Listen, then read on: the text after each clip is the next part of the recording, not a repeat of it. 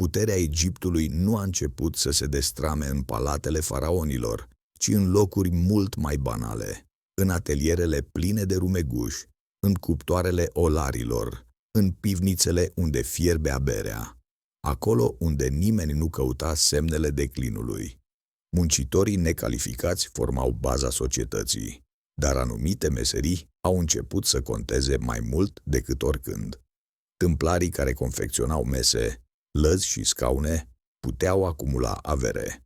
Olarii produceau farfurii, boluri și vase indispensabile depozitării și comerțului, iar pivnicierii aveau un statut aparte, pentru că berea nu era un simplu lichid.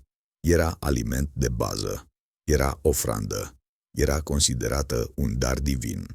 Femeile conduceau adesea pivnițele, mai ales în epocile timpurii, iar importanța berii era atât de mare, încât muncitorii de la Giza primeau zilnic porții regulate. Viața de familie depindea strict de clasă. Majoritatea căsătoriilor erau aranjate. Fetele se măritau în jurul vârstei de 12 ani, băieții în jur de 15. În familiile regale, copiii puteau fi promiși încă de la naștere unor regi străini pentru a întări alianțe fragile. Timpul liber exista, dar nu era niciodată lipsit de sens. Jocurile cu mingea, tirul cu arcul, trasul de sfoară, canotajul, luptele și turnirurile pe apă pe Nil aveau rol social și ritualic. Jocurile de masă și festivalurile fastuoase animau anul, iar bucătăria se baza pe cereale și legume. Carnea rămânea un lux rezervat celor bogați. Odată cu sfârșitul celei de-a patra dinastii, o nouă orientare a schimbat Egiptul. A cincea dinastie, cunoscută drept dinastia regilor Soare, a mutat centrul sacru spre zeul Ra. Conducătorii au început să includă numele lui Ra în propriile titulaturi. Userkaf, Sahure și Neferir-Kare-Kakai au fost descriși mai târziu în papirusul Wescar ca având o naștere divină. Khenkaus, posibil fiica lui Menkaure, apare cu titlul de mama a doi regi ai Egiptului de sus și de jos, deși rolul ei rămâne neclar. Ea a lăsat în urmă o piramidă mai mică la Giza. Userkaf a ridicat un mare templu solar la Abu Sir, semn că statutul regelui se schimba. Populația nu mai era îndrumată să se concentreze asupra piramidelor, ci să-l venereze direct pe Ra, prin intermediul preoțimii. Sahure a continuat această direcție, iar domnia sa a adus prosperitate, vizibilă în rafinamentul construcțiilor. Neferir-Kare-Kakai a urcat apoi pe tron, într-o perioadă în care puterea clerului continua să crească. A urmat pentru scurt timp Neferefre, care a murit tânăr. Apoi Nusere-Ini, un rege energic, constructor de temple, care a consolidat și mai mult influența preoțimii. Menkau-Horkaiu a fost ultimul conducător cunoscut care a ridicat un templu solar. Apoi a venit Djedkare-Isesi, care a rupt tradiția. El a reformat administrația, a redus drastic puterea preoților și a refuzat să mai construiască un templu solar. Ultimul rege al dinastiei, a cincea, Unas, a introdus textele piramidelor în mormântul său. La începutul celei de-a șasea dinastii, autoritatea regală slăbise deja. Teții, primul rege, ar fi fost asasinat de proprii săi gardieni. Un act de neconceput cu doar câteva generații înainte. Succesorii săi au domnit scurt, până când Pepi I a preluat puterea. În acest timp, guvernatorii locali, numiți nomarhii, au câștigat influență, iar autoritatea centrală a început să se dizolve. Pepi I a fost urmat de Merenre Nemtiemsaf, apoi de Pepi al II-lea, care a urcat pe tron copil și ar fi domnit până la o vârstă extrem de înaintată. Sub această domnie nesfârșită, vechiul regat a intrat într-un haos lent, iar centralizarea s-a prăbușit pe măsură ce templele și provinciile au preluat controlul resurselor.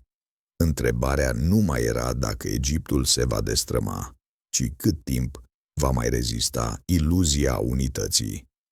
După lunga și epuizantă domnie a lui Pepi al II-lea, Egiptul nu a mai găsit forța de a se ridica.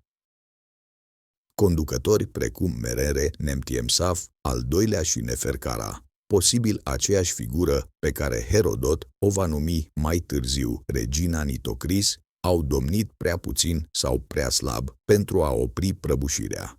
Seceta și foametea care au urmat au expus fragilitatea unei administrații deja slăbite.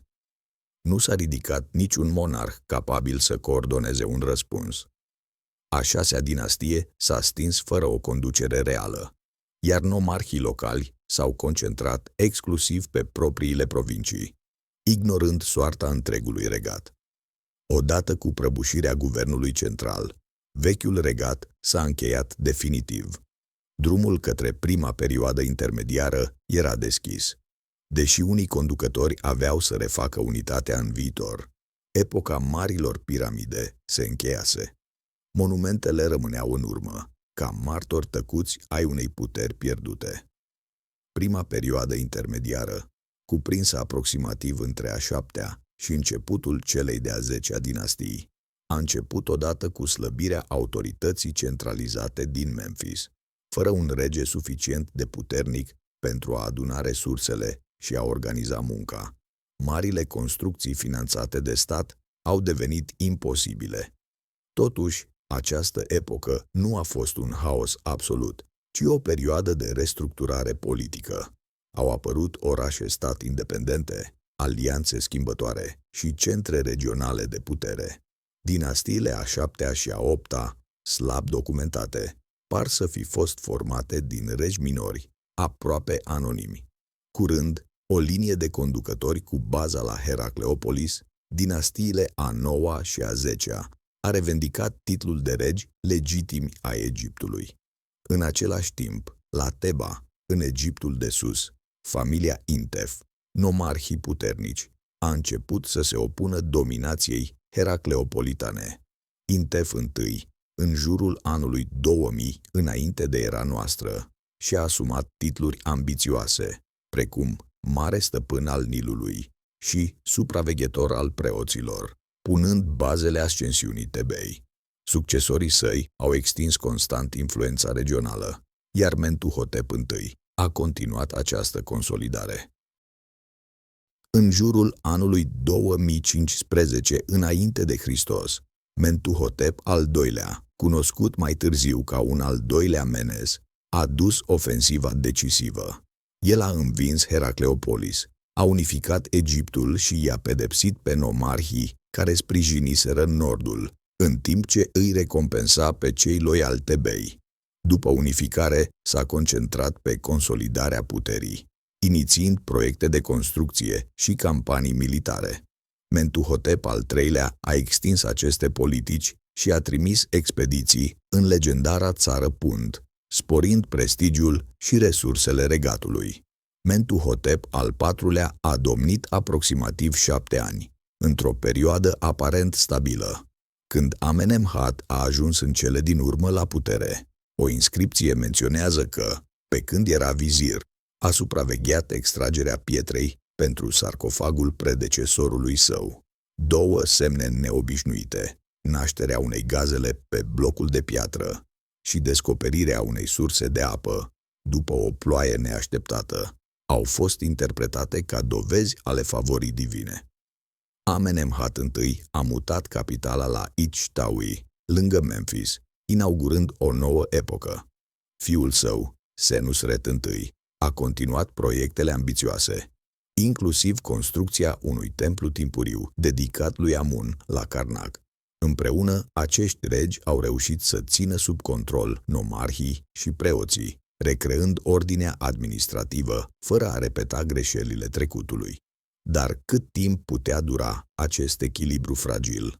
Noua ordine instaurată după reunificare nu a permis puterii provinciale să umbrească autoritatea coroanei. Treptat, administrația centrală a impus măsuri concrete care au legat din nou viața întregului regat de voința faraonului. Au fost ridicate nilometre, pentru a măsura cu precizie nivelul inundațiilor anuale ale Nilului. Au fost săpate canale și au fost aplicate politici agricole menite să stabilizeze producția și impozitarea. Senusret al II-lea, care a domnit aproximativ între 1897 și 1878 înainte de naștere, a dus această viziune mai departe, transformând regiunea Fayum într-un centru agricol prosper. Prin diguri și canale conectate la lacul Moeris, terenuri vaste au fost recuperate și puse sub cultivare. Din aceeași epocă datează și așa numita Capelă Albă, ale cărei inscripții oferă o imagine detaliată a nomurilor și a organizării administrative, devenind un reper istoric esențial. Tot acum pare să se fi stabilit practica coregenței, prin care moștenitorul tronului domnea alături de regele în funcție, asigurând o tranziție lină a puterii, un mecanism folosit sub Amenemhat al II-lea și Senusret al II-lea. Senusret al III-lea, care a domnit aproximativ între 1870 și 1860 înainte de naștere, a devenit figura militară emblematică a Regatului Mijlociu. Campaniile sale s-au extins în Nubia, unde a consolidat granițele sudice și a stimulat comerțul, dar și în Palestina, sporind bogăția Egiptului prin schimburi controlate. Monumentele și inscripțiile îl descriu ca pe un monarh energic, hotărât, întruchiparea idealului de putere militară egiptean, iar zeificarea sa încă din timpul vieții subliniază impactul domniei sale. Succesorul său, Amenemhat al III-lea, a ales o altă cale. În locul războaielor, el s-a concentrat pe proiecte de construcție și pe exploatarea resurselor. Complexul său funerar de la Hawara, cunoscut mai târziu de greci drept labirintul, a devenit simbolul ambiției arhitecturale a epocii. Papirusurile și scenele funerare din această perioadă descriu cu o precizie remarcabilă ciclurile agricole anuale, de la retragerea apelor până la semănarea cerealelor, fructelor și legumelor. Dispozitive precum șaduful, un braț cu contragreutate folosit pentru ridicarea apei, arată nivelul avansat al ingineriei hidraulice egiptene.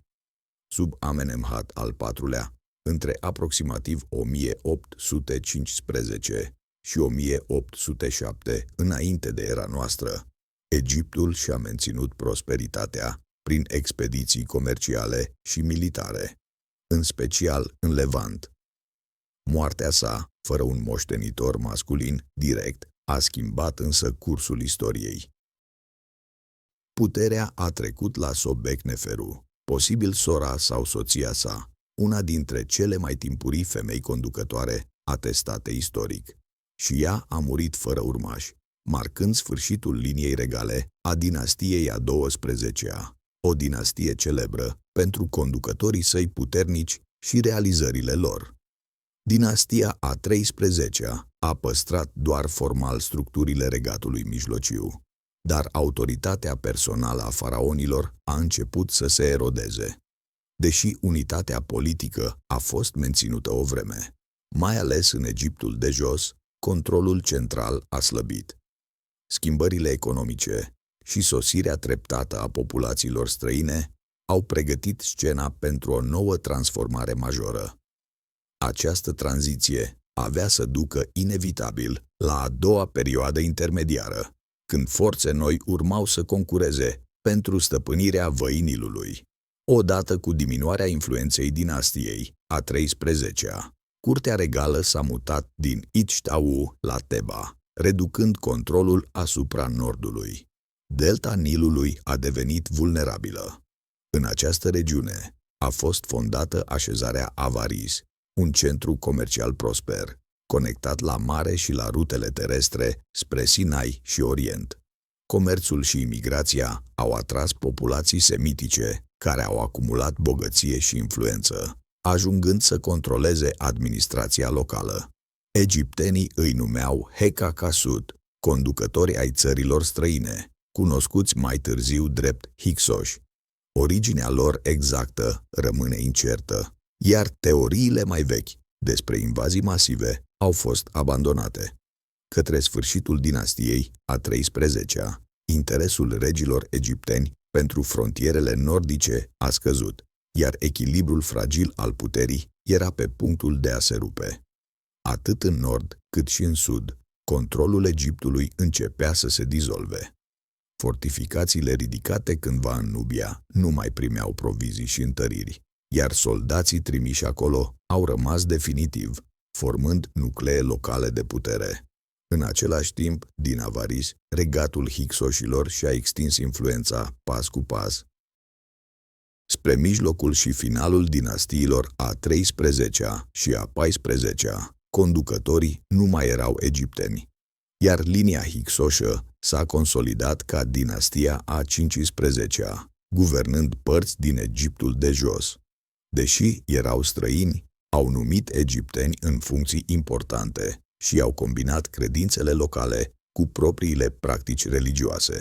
Cel mai cunoscut dintre ei, Apopi, cunoscut și ca Apophis, a ales un nume asociat cu șarpele haosului, dușmanul etern al zeului Ra.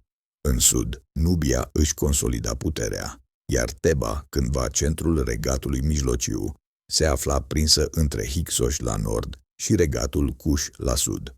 Tradiția târzie povestește că Apopi i-a trimis un mesaj regelui Teban, Sekenenre-Tao, cerându-i să interzică vânătoarea de hipopotami din apropierea Tebei, pretinzând că zgomotul îi tulbură somnul.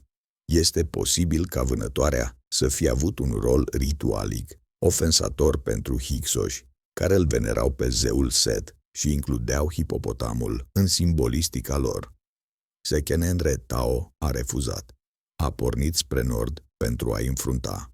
Trupul său, descoperit secole mai târziu, poartă urme grave de lovituri, semn că a murit probabil în luptă, iar Teba a fost înfrântă. Conflictul a fost moștenit de fiul său Kamose. Inscripțiile arată frustrarea sa față de plata tributului către conducători străini, atât din nord cât și din sud. Kamose a atacat Avaris, afirmând că a devastat orașul, distrugându-i structurile și slăbind populația. Totuși, Hyksoșii au păstrat controlul asupra Egiptului de jos, sugerând că victoria nu a fost decisivă. După moartea lui Kamose, fratele său, Ahmose I, a reluat ofensiva. De această dată, campania a fost sistematică. Avaris a fost distrus, Hyksoșii au fost alungați din Egipt și urmăriți în Levant. Ahmose i-a asediat la Sharuhen, în sudul Palestinei, timp de mai mulți ani, până când au fugit din nou, dispărând din sursele istorice. Prin această victorie, Ahmose I a pus bazele dinastiei a 18-a și a inaugurat noul regat. Experiențele amare ale ocupației străine au schimbat definitiv strategia Egiptului. A fost creată o armată permanentă de profesioniști, pregătită să lupte dincolo de granițe. Țara, cândva fragmentată, intra într-o epocă de prosperitate, arhitectură monumentală și expansiune imperială. Ahmose I a fortificat orașele strategice, a securizat frontierele și a reorganizat administrația. A dus campanii în Nubia împotriva regatului Cush și a consolidat controlul asupra sudului. Când a murit, Egiptul era unit, stabil și puternic. Succesorul său, Amenhotep I, a beneficiat de această moștenire. Între aproximativ 1540 și 1520 înainte de naștere, el a continuat idealurile militare ale tatălui său, concentrându-se în special asupra Nubiei. Deși nu este clar dacă a dus campanii în Palestina sau Siria, aceste regiuni au rămas stabile, semn al unei politici eficiente. La moartea sa, tronul a fost preluat de Tutmose I, care avea să ducă ambițiile Egiptului dincolo de orice limită cunoscută până atunci. La scurt timp după urcarea pe tron, Tutmose I a demonstrat fără echivoc ce însemna noua putere a Egiptului. O răscoală izbucnită în Nubia a fost zdrobită rapid, iar conducătorul rebel a fost ucis și expus pe prova corabiei regale. Un avertisment brutal pentru orice opoziție viitoare. Tutmose I a înaintat apoi și mai adânc spre sud, consolidând controlul egiptean în interiorul regatului Cush, înainte de a-și întoarce atenția spre Orientul apropiat. Asemenea marilor săi predecesori, a investit masiv în construcții, extinzând templul de la Karnak din Teba și ridicând edificii în întregul regat, semn că puterea militară și cea religioasă mergeau mână în mână. Fiul său, Tutmose al II-lea, care a domnit aproximativ între 1492 și 1479 înainte de naștere, a rămas o figură mai puțin vizibilă, domnia sa fiind rapid eclipsată de personalitatea surorii vitrege și soției sale, Hatshepsut. Deși Tutmose al II-lea avea un fiu, Tutmose al III-lea, născut dintr-o soție de rang inferior, Hatshepsut era mătușa copilului și totodată mama sa vitregă. După moartea lui Tutmose al II-lea, Hatshepsut a preluat treptat puterea, proclamându-se faraon. Domnia ei, cuprinsă aproximativ între 1479 și 1458 înainte de naștere, a fost una dintre cele mai eficiente ale noului regat. A restaurat și extins complexul de la Karnak, a ridicat obeliscuri monumentale dedicate zeului Soare și a construit templul său funerar de la Deir el-Bahri, o capodoperă arhitecturală apreciată pentru eleganță și inovație. Cu toate acestea, faraonii de mai târziu au încercat să-i șteargă memoria. Numele ei a fost eliminat din inscripții, iar reprezentările sale distruse, probabil din dorința de a reveni la un model ideologic care privilegia conducătorul bărbat. După moartea lui Hatshepsut, Tutmose al III-lea a preluat în sfârșit conducerea deplină. Între aproximativ 1458 și 1425 înainte de naștere. El a moștenit un stat prosper și bine organizat și a declanșat una dintre cele mai impresionante serii de campanii militare din istoria Egiptului, desfășurând numai puțin de 17 expediții în decurs de 2 decenii, folosind care de luptă, arme din bronz și tactici perfecționate pe baza experienței hicsoșilor. Tutmose al III-lea a extins granițele Egiptului până la Buhen în sud și adânc în Orientul apropiat. Cea mai celebră victorie a sa a avut loc la Megiddo, unde o coaliție cananită, condusă de regele din Kadesh, s-a revoltat mizând pe tinerețea faraonului. Tutmose al III-lea a înaintat rapid și, într-o mișcare extrem de riscantă, și-a condus armata printr-un defileu îngust lângă Aruna, apărând neașteptat în spatele inamicului.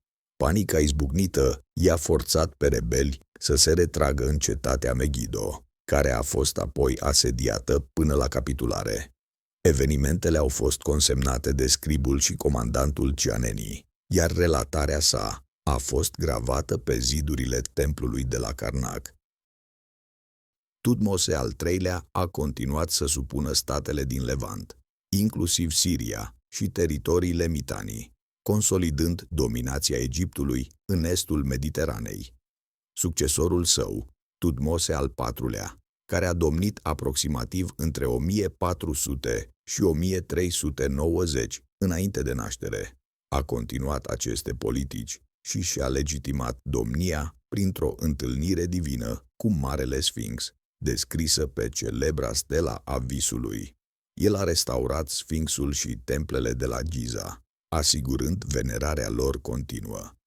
Fiul său, Amenhotep al III-lea, care a domnit între aproximativ 1386 și 1353 înainte de naștere, a condus Egiptul într-una dintre cele mai strălucitoare epoci ale sale, beneficiind de stabilitate politică, bogății uriașe din tributuri și o guvernare centralizată, care a transformat arta și arhitectura în instrumente ale puterii absolute. În timpul domniei lui Amenhotep al III-lea, lăcașurile sacre din întregul Egipt au cunoscut o expansiune fără precedent, iar această abundență a avut un efect neașteptat. Preoții lui Amun au acumulat bogății uriașe, pământuri și resurse, ajungând să rivalizeze periculos cu însăși puterea faraonului. Pentru a contrabalansa această influență, Amenhotep al III-lea a început să promoveze cultul lui Aton, o manifestare relativ modestă a zeului Soare. Deși tentativele sale de a limita autoritatea preoțimii lui Amun nu au avut un succes deplin, ele au scos la lumină importanța lui Aton și au deschis calea pentru cea mai radicală transformare religioasă din istoria Egiptului. Fiul său, Amenhotep al IV-lea, care a domnit aproximativ între 1353 și 1336 înainte de naștere, avea să ducă această idee până la extrem. Cunoscut ulterior drept Akhenaton, el a transformat cultul lui Aton într-o religie aproape oficială a statului. Templele dedicate zeilor tradiționali, mai ales cele ale lui Amun, au fost închise, iar practicile politeiste au fost interzise. În al cincilea an de domnie, Akhenaton a părăsit Teba și a fondat o capitală complet nouă, Akhetaton, cunoscută astăzi ca Amarna. Acolo nu doar religia, ci întreaga cultură a fost remodelată. Arta a devenit mai naturalistă, mai intimă, surprinzând viața regală în ipostaze fără precedent. Nefertiți, soția sa principală, a avut un rol central în acest nou cult, apărând frecvent alături de rege în scene rituale. Bustul ei celebru, atribuit sculptorului Tutmose, a devenit unul dintre cele mai recunoscute simboluri ale Egiptului antic. După moartea lui Akhenaton, tronul a revenit unui copil de doar 9 ani, Tutankhaton, care a moștenit un regat instabil și divizat. Sub influența consilierilor săi, el a restaurat rapid vechii zei, a redeschis templele închise și și-a schimbat numele în Tutankhamon, un gest simbolic care marca revenirea la cultul lui Amun și abandonarea monoteismului oficial. Capitala administrativă a fost mutată din nou spre nord, la Memphis, deși Teba și-a păstrat rolul ceremonial. Tutankhamon a murit în jurul vârstei de 18 ani, fără a lăsa un moștenitor. Soția sa, Ankhesenamon, sora sa vitregă, apare pentru scurt timp în documentele politice, posibil încercând să-și asigure poziția sau să caute sprijin extern. Puterea a fost preluată de vizirul Ai, care a domnit pentru scurt timp, după care numele reginei dispare din surse. Ai a fost urmat de Horemheb, un fost general, care a șters sistematic moștenirea perioadei Amarna. Numele lui Akhenaton au fost eliminate, templele lui Aton demolate, iar religia tradițională restaurată. Horemheb a reconstruit templele neglijate, a refăcut alianțele externe și a încercat să redea Egiptului prestigiul pierdut, deși nu a atins nivelul epocii de aur anterioare. Murind fără urmași, l-a desemnat succesor pe vizirul său, Paramesu, care a urcat pe tron sub numele de Ramses I, inaugurând dinastia a XIX-a. Deși deja în vârstă și cu o domnie scurtă, el a pus bazele unei noi linii regale. Fiul său, Seti I, a preluat rapid responsabilitățile, implementând reforme, stabilizând teritoriile externe și reluând construcțiile monumentale. El a continuat extinderea templului de la Karnak și a revigorat statutul Egiptului. Totuși, adevărata redefinire a epocii avea să vină odată cu fiul său, Ramses al II-lea, destinat să domnească timp de 67 de ani și să lase o amprentă imposibil de șters asupra istoriei. Templele de la Abu Simbel, săpate direct în stâncă, au fost ridicate nu doar pentru a celebra domnia lui Ramses al II-lea, ci pentru a intimida popoarele de la hotarele imperiului. Chipul faraonului, multiplicat la scară colosală, privea spre sud și spre est ca o avertizare tăcută. Ramses al II-lea este însă legat pentru totdeauna de confruntarea de la Kadesh, purtată în jurul anului 1274 înainte de naștere, împotriva Imperiului Hitit, devenit un rival major în Orientul apropiat. Faraonul a pornit spre nord, cu cel puțin 4 divizii, aproximativ 20.000 de oameni, intenționând să respingă influența itită și, posibil, să cucerească orașul strategic Kadesh. Spionii hitiți l-au indus însă în eroare, convingându-l că armata principală a inamicului se afla departe. Prima divizie egipteană a înaintat prea rapid și a fost izolată. Atacul fulgerător al carelor hitite a adus armata egipteană aproape de dezastru. Doar sosirea rapidă a întăririlor și reacția personală a lui Ramses au evitat o înfrângere totală. Deși Kadesh nu a fost cucerit, Ramses s-a proclamat victorios, transformând confruntarea într-un triumf propagandistic. În cele din urmă, conflictul cu hitiții a dus la semnarea unuia dintre cele mai vechi tratate de pace cunoscute, un acord care a stabilizat frontiera nordică, a redus presiunea militară și a favorizat schimburile comerciale. La moartea lui Ramses al II-lea, după o domnie de peste 60 de ani, tronul a fost preluat de fiul său Merneptah, deoarece majoritatea celorlalți moștenitori muriseră înaintea tatălui lor. Între aproximativ 1213 și 1203 înainte de Hristos, Merneptah a respins invazii din Libia și atacuri ale așa numitelor popoare ale mării. Pe celebra stelă a lui Merneptah apare menționat un grup numit Israel, cea mai veche referință egipteană, cunoscută a acestui nume. După el, dinastia a 20-a s-a confruntat cu dificultăți tot mai mari. Ramses al III-lea, care a domnit aproximativ între 1186 și 1155 înainte de era noastră, este adesea considerat ultimul mare faraon al noului regat. Inspirat de modelele trecutului, el a luptat cu îndârjire împotriva valurilor de popoare ale mării, care devastaseră estul Mediteranei. Deși a revendicat victorii importante, aceste conflicte au secătuit resursele statului. La Deir el Medina, muncitorii responsabili cu mormintele regale nu și-au primit rațiile, declanșând prima grevă documentată din istorie. Ramses al III-lea s-a confruntat și cu un complot intern, orchestrat de o soție secundară. Complot care i-a fost fatal.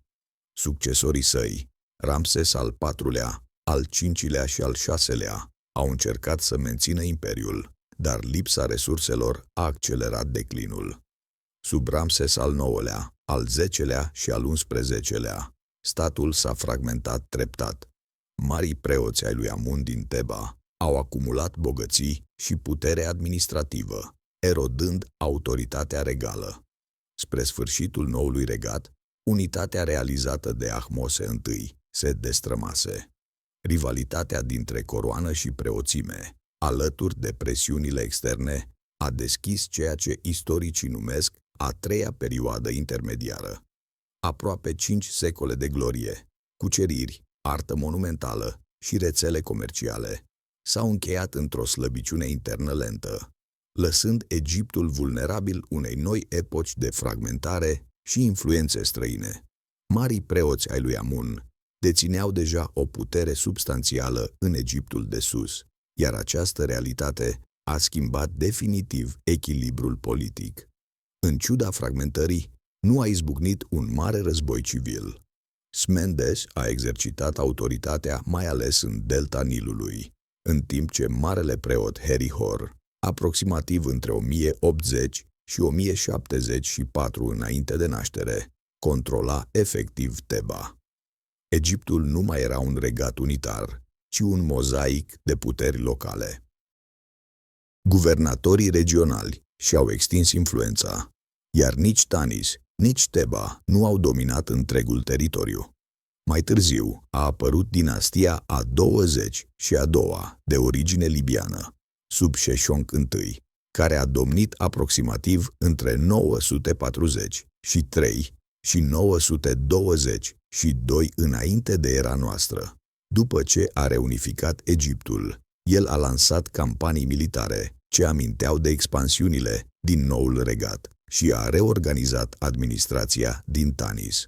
A pus capăt transmiterii ereditare a funcțiilor religioase din Teba, numind mari preoți și soții divine ale lui Amun, prin decret regal. Aceste măsuri au redresat economia, dar stabilitatea a fost temporară. După domnia lui Osorcon al II-lea, în jurul anului 887 înainte de naștere, Egiptul s-a fragmentat din nou în regate mai mici, cu centre la Heracleopolis, Tanis, Memphis și alte orașe. În sud, regatul Cush se întărea. Regele Cașta, în jurul anului 750, înainte de era noastră, a admirat atât de mult cultura egipteană încât și-a egiptenizat capitala de la Napata. Fiul său, Pie, între aproximativ 740 și 721 înainte de Hristos, a mărșăluit spre nord, cucerind atât Egiptul de sus, cât și pe cel de jos, deși le-a permis conducătorilor din delta să-și păstreze tronurile. Fragmentarea internă a slăbit grav apărarea Egiptului. Zonele tampon de odinioară dispăruseră. Campaniile anterioare ale lui Sheshonq întâi împinseseră frontierele spre est, apropiindu-le periculos de teritoriile asiriene. În secolul al VII-lea înainte de Hristos, dinastia a 26-a a încercat să restaureze gloria trecutului.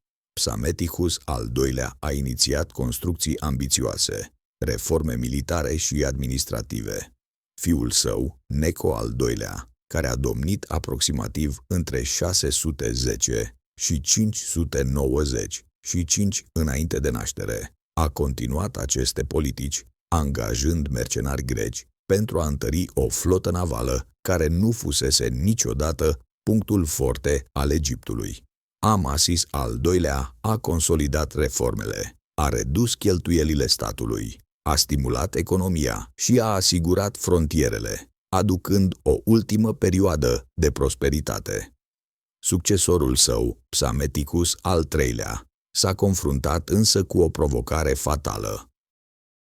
Regele persan Cambises al II-lea a cerut o prințesă egipteană de soție. Amasis, pentru a evita supunerea, i-a trimis fiica unui fost faraon. Când adevărul a ieșit la iveală, Cambises s-a simțit insultat și a jurat răzbunare. Acest conflict diplomatic a deschis drumul invaziei persane. Egiptul, cândva stăpânit de faraoni și preoți puternici, a fost cucerit. După moartea lui Cambises, Darius I a urcat pe tronul ahemenizilor în 522 înainte de era noastră și a moștenit un Egipt neliniștit. Spre deosebire de predecesorul său, Darius a ales să guverneze eficient. A vizitat țara, a restaurat temple și a respectat credințele locale, câștigând sprijinul populației. Totuși, sub Xerxes I, atenția Imperiului Persan s-a mutat spre Grecia, iar Egiptul a fost neglijat.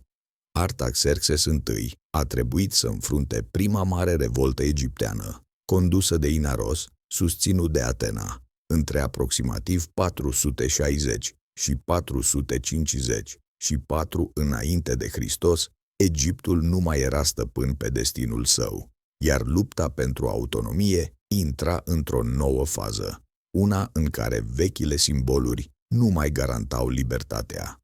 Deși perșii au reușit în cele din urmă să înăbușe revolta condusă de Inaros, evenimentul a scos la iveală un adevăr esențial. Rezistența egiptenilor față de dominația străină nu fusese niciodată frântă. Imperiul persan nu a reușit să distrugă structura profundă a civilizației de pe Nil. Religia, arta și formele tradiționale de guvernare au continuat să existe, chiar și sub stăpânire străină. Pentru scurt timp, conducători locali au recăpătat puterea, iar dinastia A30 a încercat să reînvie măreția faraonică, ridicând temple și monumente inspirate de epocile de glorie. Această renaștere a fost însă fragilă. Perșii au revenit și au recucerit Egiptul, demonstrând că balanța puterii se mutase definitiv dincolo de granițele Nilului. Pe măsură ce secolul al IV-lea înainte de Hristos avansa, în nordul Mării Egee, Filip al II-lea al Macedoniei unifica cetățile grecești și pregătea invazia Persiei. Asasinarea sa a schimbat cursul istoriei, iar fiul său, Alexandru, a preluat comanda armatei. În același timp, ultimii regi nativi ai Egiptului încercau să apere ceea ce mai rămăsese din suveranitatea lor, lăsând în urmă construcții grandioase care imitau modelele faraonilor din vechime. Deși această perioadă este adesea privită ca finalul independenței Egiptului, ea nu a marcat sfârșitul civilizației egiptene. Nilul a rămas axa vieții, venerat și respectat. Sărbătorile, obiceiurile sezoniere și ritualurile au continuat, îmbinând tradiția cu influențele noi. Bucătăria a rămas fidelă alimentelor străvechi, iar limba coptă, o evoluție a limbii antice, s-a păstrat până astăzi în ritualuri religioase și în unele graiuri regionale. În epoca modernă, egiptenii își protejează această moștenire cu mândrie. Procesiunile mumiilor regale la Cairo, restaurarea aleii sfinxilor din Luxor, construirea de orașe și drumuri care intensifică schimburile comerciale arată continuitatea unei civilizații unice. Arheologii continuă să scoată la lumină artefacte care fascinează lumea, așa cum a făcut descoperirea mormântului lui Tutankhamon, cu un secol în urmă. Prin farmecul său atemporal și istoria sa neîntreruptă, Egiptul rămâne o punte vie între trecutul antic și lumea modernă, o civilizație care nu a dispărut niciodată, ci a învățat să supraviețuiască timpului.